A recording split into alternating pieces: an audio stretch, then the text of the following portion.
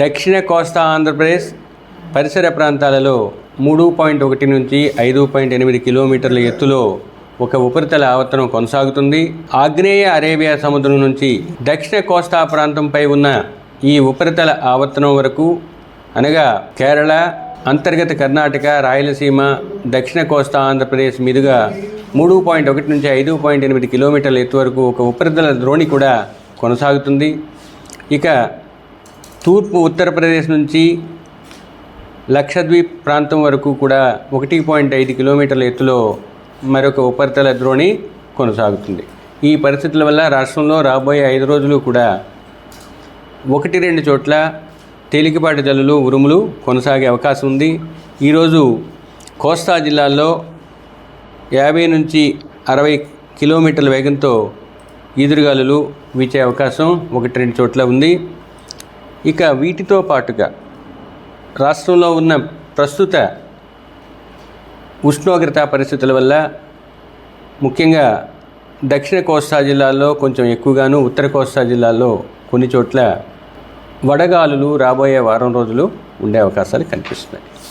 ఈరోజు దక్షిణ కోస్తా జిల్లాలైన ప్రకాశం, పల్నాడు, బాపట్లలో ఆరెంజ్ అలర్టు ఇవ్వటం జరిగింది. ఎన్టీఆర్, నెల్లూరు మరియు గుంటూరు జిల్లాలకు ఎల్లో అలర్టు ఇవ్వటం జరిగింది.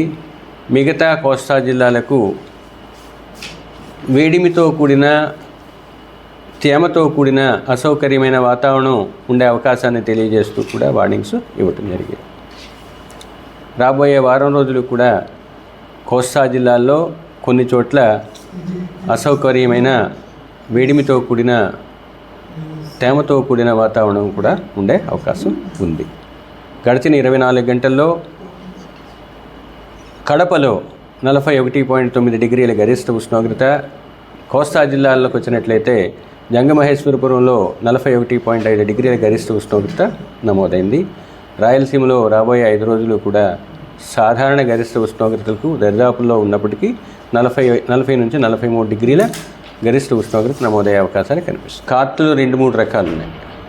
రోహిణి, మృగశిర ఈ విధంగా చూస్తారు. కానీ మాకు వాతావరణ శాస్త్రం ప్రకారం ముఖ్యంగా భారతదేశ పరిస్థితుల్ని అనుసరించి మనం పరిశీలన చేసినట్లయితే మాన్సూన్ ఆన్సెట్కి ముందు కొంతకాలం ఇటువంటి పరిస్థితులు ఉండే అవకాశం ఉంటుంది. ఆ విధంగానే ఇప్పుడు హీట్ ఆర్గనైజేషన్ పెరిగి కోస్తా జిల్లాల్లో వడగాళ్ళు వీచే అవకాశాలని సూచిస్తున్నాయి.